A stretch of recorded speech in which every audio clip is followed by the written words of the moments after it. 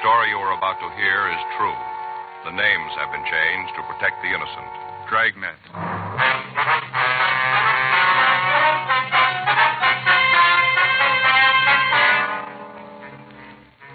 You're a detective sergeant.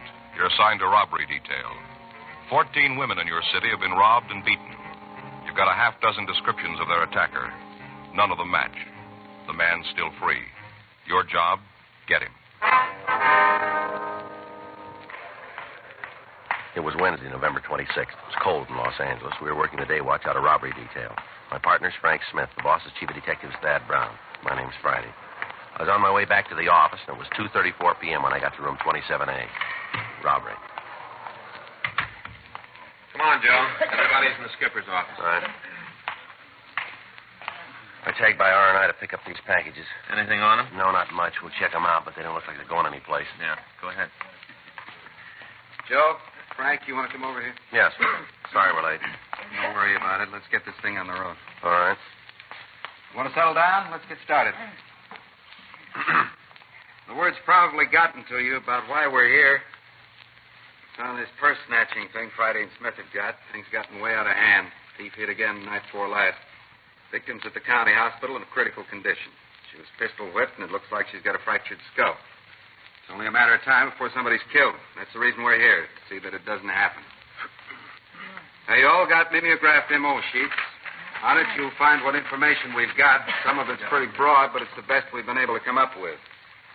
Friday and Smith have handled the thing to here, so I'll let them give you the details. You want to tell them? Yeah, right, Skipper. Well, first off, you'll notice on those MO sheets all of the crimes have been listed in the order that they happened. Also the place and the time. There's also a description of the clothing the suspect wore, and when we could get it, a description of the suspect. Now, you'll notice that in most cases there's quite a difference there on the physical description of the suspect. However, we've been able to put them all together, and we've come up with a composite drawing that should look something like the suspect. The one thing that's fairly constant is the description of the clothing worn by the suspect. It's almost always dark. Wears a hat, and he's been known to wear a top coat. Now, the hat and the coat are also dark material. Clear? There it is, everybody. All right, now, take a look over here at the wall map. Now, we've pinpointed all the jobs so you can get a little better picture of the operation. Can you all see there? Yeah. All right. First one took place at 73rd Street, just off Broadway. Right here. The rest of the pins along here show the jobs that he made from there, all the way up to Jefferson. He's also worked Avalon Boulevard, Central Avenue, any street where there's a streetcar or a bus line he's hit. He works between the hours of 5:30 and 11:30 p.m. The approach is almost always the same. Frank, you want to tell him about the victim? Yeah. The victim will get off the streetcar usually, or the bus, whatever it is, and starts to walk home. As soon as the woman gets in the area that's not lighted well or that hasn't got much traffic, the guy walks up behind her and grabs him. After that, he tries to take her purse. If the victim offers any resistance, well, he usually slugs him. Because of the fact that two of the victims have seen a gun in his hand, we know he's armed. So the gun's been described as a revolver. How about a car, Joe? Excuse me. Suspect drive one? Car? Yeah. Well, we've got to assume that, yeah. He's been seen a couple of times by people in the neighborhoods as he ran through their yards. Pretty safe to figure that he's got a car parked on a side street somewhere. None of the victims have seen a car, however, but we know he leaves the area immediately. Mm-hmm. No description of the vehicle, huh? No, we've had a couple of calls, but they didn't check out. Now, the plan here is to use police women as decoys and try to bait him out into the open. That's the reason the women officers are here. You figure to work the main arterials? What was that? You figure to work the main arterials? Yeah, there'll be 2 officers assigned to follow each policewoman. Now, we've been able to obtain 10 in all. That'll mean that 20 officers will be assigned to them. The rest of you will be in the area somewhere. Now, one of the things to look for is any vehicle which closely follows a streetcar or a bus. Yeah, what happened? How about it? Any questions? Yes, how are we going to get our assignments? Well, the skipper here has a list, Lomi. All of the officers who are to work with a policewoman are noted. The others are given the areas that they're supposed to patrol. What about other calls coming in? Who's What? going to handle them? I didn't hear you. The other calls coming in, who's going to handle them? Well, those officers not assigned to a policewoman. See, there'll be other units from the outlying areas on the operation, too. They'll lend us a hand. But remember this. Under no circumstances are those officers working with the decoy to leave her. Is that clear? Yeah. Don't leave the policewoman. Right. Well, then we stick with the detail unless there's an emergency call. Yeah, that's right. Well, if we run into any problems, who do we call, Joe? Well, we'll be in the area in 1K80. You can get in touch with us, Harry. Mm-hmm. How about it? Well, if we pick up a suspect, should we get in touch with you? Well, you can use your own judgment on that, George. If you think it's a routine pickup, take him to robbery and he'll be processed there. All right. Any more questions? Skipper, anything else? We all know about the days off cancellation. Sorry it has to hit now, but that's the way it's got to be. No one will draw any time till this thing is cleaned up. Right. When Murphy, won't do any good to have your wife call me. You're still going to have to work. That's it. Operation will start tonight and go until the suspect's in custody. Have a happy Thanksgiving. Okay. Well, say, wait a minute. Before you go, the worksheet's on the board outside. You can check it on the way out. You better do that. Right. Is there anything else you need to carry it off? No, it's all there, Skipper. Only thing we can use now is luck. No reason for you to be different. Hmm? Suspect's had his share. Frank and I left the office and drove out to the area of the operation. The plan was that the police women would board the cars and buses and get off at the points where previous sluggings had not taken place.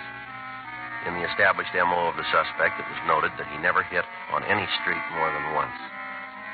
At 4 p.m. that afternoon, all of the units were in place and the plan was started. During the night, several pickups were made, but no one was apprehended who resembled the suspect. Those people who were detained were processed, and they were either booked or released. The following day, Thursday, November 27th, Frank and I checked the reports filed by officers in the field.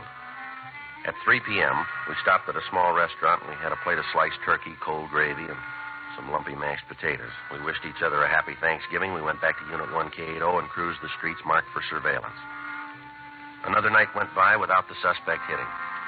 Saturday, November 29th, 11:30 p.m. Frank and I were driving down San Pedro Street at Vernon Avenue. Looks like another one shot, huh? And that's beginning to shape up that way, isn't it? You figure the suspect knows about the operation? I mean, where we're working? Well, you got as much as I have. Doesn't seem likely. You got a cigarette? I'm out. Yeah. There you go. Thanks. Yeah, I'm going to give you a light. 660 Thanks. 27 North La Brea, traffic accident. Faye was sure hacked about Thanksgiving. Well, that figures. That didn't make me too mad. She had the in-laws over. Yeah. Her brother. Huh. One thing about that guy, he can eat more than any 10 people. You know, I've had to sit there and just look at him, and everybody's through, and he's still going strong. Yeah. Nephew was over, too. You know little Sam? You've heard me talk about little Sam. No, I don't think so. Yeah, little Sam. Kid's a monster. Only 10 years old, and he's a real monster. Faye's sister lets the kid do whatever comes into his mind. They say it isn't good to repress him. What? They say it isn't good to repress him. That's what they, repress him. Yeah.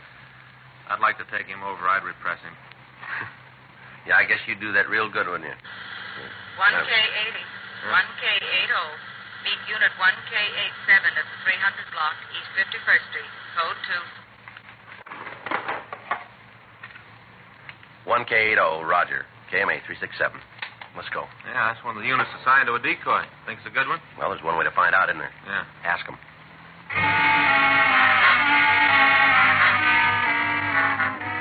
South Park is located at the corner of San Pedro and 51st Street. One of the policewomen had gotten off a streetcar at the corner of Main Street and 51st. She'd walked east, and as she passed the park, a man had approached, blocked her progress, and demanded money. The man was pretty drunk, and when the officers following the woman arrived at the scene, he was struggling with a policewoman. He was taken into custody, and we were called. We took the man to room 27A, and from there to the interrogation room. Physically, he matched the description of the suspect as we'd gotten it from the victims. 12:15 a.m. That's the dirtiest thing I ever heard of, pulling me in here like this. All right, what's your name? I don't think I'm going to tell you. Let me see your wallet. There's nothing in there. No juice. Empty your pockets on the table. Hey, you have a copy of the L.A. phone book? Come on, mister, around empty here? your pockets, will you? All right. Come on, everything.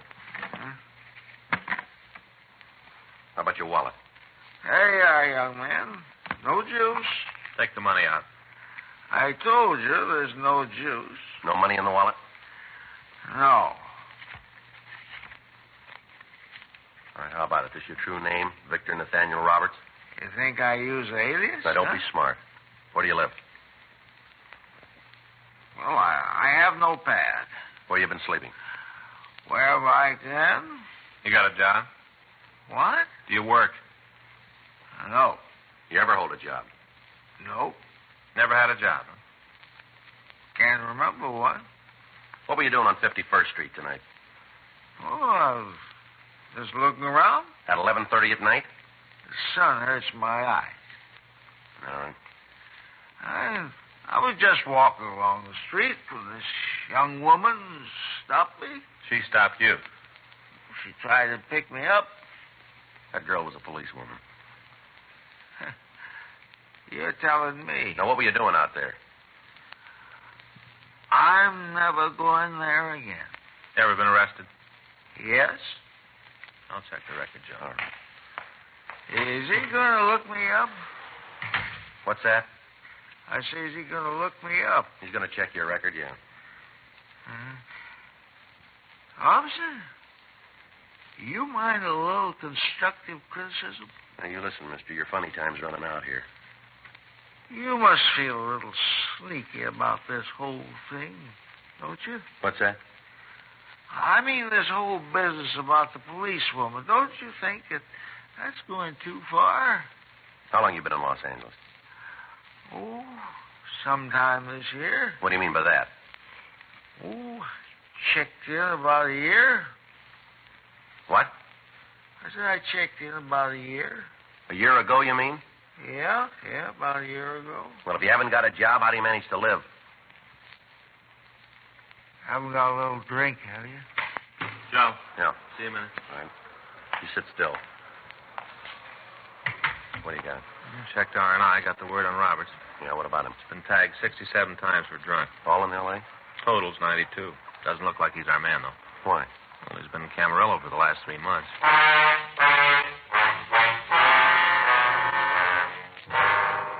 We put in a call to the superintendent at the state hospital up at Camarillo. He told us that Victor Roberts had only been released 10 days before. He'd spent 3 months undergoing treatment for alcoholism. The suspect we were looking for had been working for the past 2 months. Roberts was booked in at the main jail on the charge of violation of Section 4127A LAMC. During the time we'd been working on the case, all known first snatchers had been picked up and interrogated. Runs by the stats office had been made, and the names they gave us had been checked out. Locals and APBs were gotten out, carrying the description and the MO of the suspect. The leads that came in were followed up without result. Informants were questioned, and George Brereton up at CII in Sacramento furnished us a list of possibles. All in all, over 100 people had been questioned. In the course of the investigation, several other cases were cleared, but our prime suspect was still free. Meantime, the operation continued. Each night at 4:30 p.m., 10 police women would board streetcars and buses in the area. 10 police cars carrying 20 officers would follow them. In the immediate vicinity, another 40 men were patrolling the streets and alleys looking for the thief. As a result of the newspaper stories on the string of crimes, calls were coming into the complaint board at such a rate that they were jamming our normal facility. Women refused to walk the streets alone after dark. Apparently, the thief could come and go as he pleased. In the next 2 days, he hit 3 times, but in areas that were not covered. He began to hit in places he hadn't worked before. He seemed to know where we were and that we were using decoys. The search went on.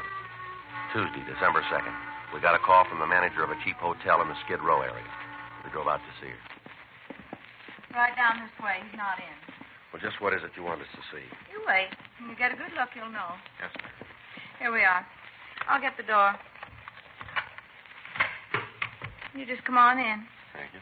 Yes, ma'am. Over here. I was cleaning up this morning. My girl's sick. Had to do it myself. Mm-hmm. And just cleaning up, and I found them over here in the closet. Yeah. Up on the shelf. Can you see them up there? Way back? Wait a minute. I'll get a chair. Well, I was just straightening up, and I saw them, and I thought to myself, I ought to call the police, get them right out here. That's what I thought to myself. Yes, ma'am. I always feel it's the duty of every citizen to cooperate with the police. Yes, ma'am. You got your flashlight, please? Huh? flashlight. Oh, yeah, here you go. Well, do you see them up there on the shelf? Yes, ma'am. Frank, Yeah? there's something down there I can pick him up with. Well, you'll find out anyway. You don't have to worry about fingerprints. I guess I shouldn't have done it, but when I found them, I picked them up, but I put them right back, right where I found them. Here you are. Okay. What you got? 2 women's purses. Mm-hmm. 2. Look inside of them. All kinds of cards and things. No money, but all kinds of other stuff. You just look. Who has this room? You mean registered? Yeah. Well, he gave his name as Jerry Kilgallen. You asked me, though. I think it's phony. He take the room alone, did he? Oh, absolutely. This is a hotel for men. Don't allow no women in. Is it possible that somebody else left these purses up there? Hardly. These rooms are cleaned every day, cleaned thoroughly. I don't miss anything. Yes, ma'am. How about the identification of them, Joe? No, I don't recognize the names. We'll have to check them. Take a look at this, though. No, here, on the lining of the purse. This one. Oh, yeah. I better get it to the lab, huh?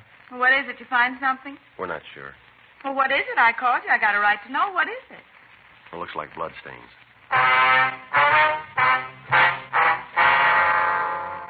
We got a complete description of Jerry Kilgallen, and Frank called it into R&I. We found no record on him under that name. The purse was sent to Lieutenant Lee Jones at the crime lab, and after running a precipitate test, he told us that the stains were human blood. A stakeout was placed on the hotel, and that night, Kilgallen was taken into custody. Under interrogation, he admitted taking the purses from 2 women in a department store in downtown Los Angeles. He went on to explain that he'd just gotten into town and that he was broke and hungry. He gave us the date and the times of the thefts, and when we called the victims, they were able to give us positive identifications. He told us that when he'd taken the second purse, he'd cut his hand on the clasp, and that the bloodstains we found were his own. He was booked in at the main jail on the charge of suspicion of robbery. That night, Frank and I took up our place in the dragnet operation. Nothing happened. The next night went by without activity. On Thursday night at approximately 8:45, a woman was slugged and robbed after she left the bus on 71st Street just off Vermont. All cars in the operation converged on the area, and a block-by-block search was made. Additional officers were called in to aid in the hunt. Every alley, every street, and every backyard was gone over thoroughly. 11:15 p.m. While the search continued, Frank and I drove down to Georgia Street Receiving Hospital to talk to the latest victim. I was on my way home. I didn't think anything like this would happen. I was just walking home. Can you give us a description of the man? I don't know. It was dark. I was just walking home and it happened. Did you see the man at all? Yes. It was dark. Was he a tall man? I guess so. I guess he was tall. I talked to the other men. Isn't that enough? I talked to them. Well, we're trying to get all the information we can. I don't remember good. My head hurts. Isn't there something they can do to make my head stop hurting? Did you see the man's face? Did you get a look at it? Yeah, yes, I did. I saw his face. Can you describe it for us? Can you tell us what he looked like? I don't know. I don't feel good. Well, this is pretty important, ma'am. He had a real white face. Real white. What about his eyes? Can you tell us what color they were? Blue. Watery. Blue. How about his hair? It looked brown. I'm not sure. I think it was brown. He had a hat on. I couldn't tell good. All right, just a few more questions now. Yeah. Can you tell what color his hat was? I don't know. My head hurts. Can't you do something? We'll send for the doctor again. We might be able to give you another sedative. Hurts. There's something else, ma'am. Was the man clean shaven? Huh? I said, did he have a mustache? No. No mustache. Does he wear glasses? No. Is there anything else you can tell us about his appearance? No. Nothing. He had a gun. I know that. He had a gun. That's what he hit me with. Gun. Mm-hmm. He hit me when I wouldn't give him the purse. First, he asked me for the money. I told him to get out of my way. He said he'd kill me. And he hit me on the head. Hit me as hard as he could. All right, ma'am. Now, is there anything else you can tell us that might make it easier to identify him? No, nothing. I told you everything I know. Nothing else. All right, we're sorry to have bothered you. Thank you. We'll be talking with you again when you're feeling better. Yeah. You come back then. I'll try to remember then. Thank you very much for your help. It's all right. You ask the doctor to come back, won't you? Yes, ma'am. Officer, Yes, ma'am? something else might help a little bit. What's that, ma'am? Before he hit me, I remembered there was a fight. I didn't want him to take my purse. There was a fight. Yeah. I tried to stop him, and I scratched him. Scratched him hard. See, I broke a fingernail when I did it. That'll help, won't it? Yes, ma'am. It should. Last thing I remember before he hit me, he was bleeding a lot. Where did you scratch him, ma'am? Do you remember? On the hand? No, right across the face. Left side. We got to a phone, and we had a broadcast put out carrying the additional information on the man and the fact that he had been badly scratched. Officers in the immediate area of the attack started a check of all the drugstores that were open in the hope that the thief had stopped for medication. After getting the call out, Frank and I left the hospital and started back to search the area. 11:46 p.m. You talked to the doctor about the victim? Yeah, she's in pretty bad shape. They're going to move her to General. Sebastian says he might have to operate. Be glad to get this guy. Yeah. Attention all units. Attention all units. You want to turn it up, Joe? All units on frequency 7, please stand by. All units in the vicinity of the 100 block on West 29th Street.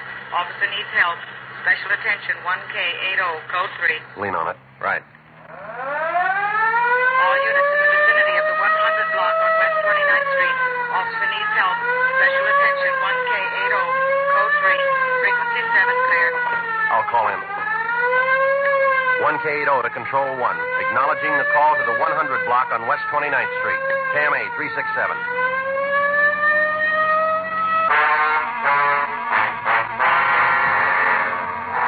It took us 2.5 minutes to get to the location. At the curb on the side of the street, we saw a parked police unit. Standing next to it was a woman officer. We pulled up next to the unit and talked to her.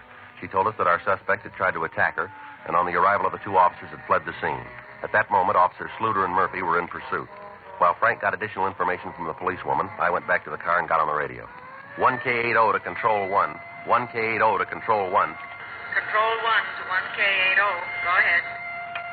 Suspect is now on foot being pursued by two plainclothes officers through backyards in the area of West 100 block between 29th Street and 30th Street.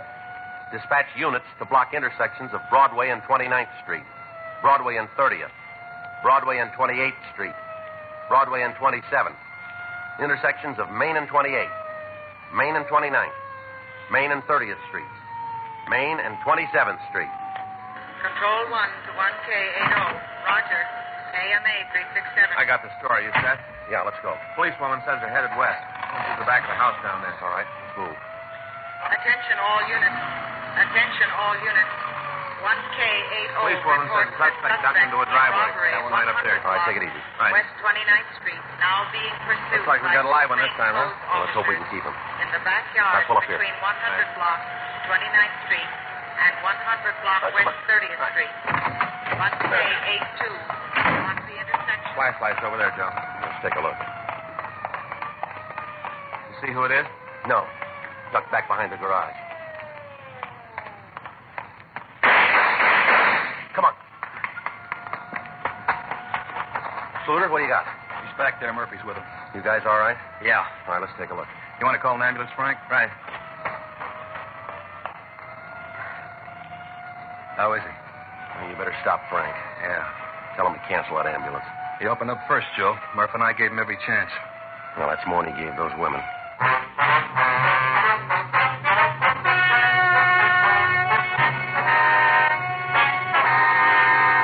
At the inquest, the coroner's jury returned a verdict that the suspect, Kenneth Neal Stewart, died as a result of gunshot wounds inflicted by police officers in the line of duty.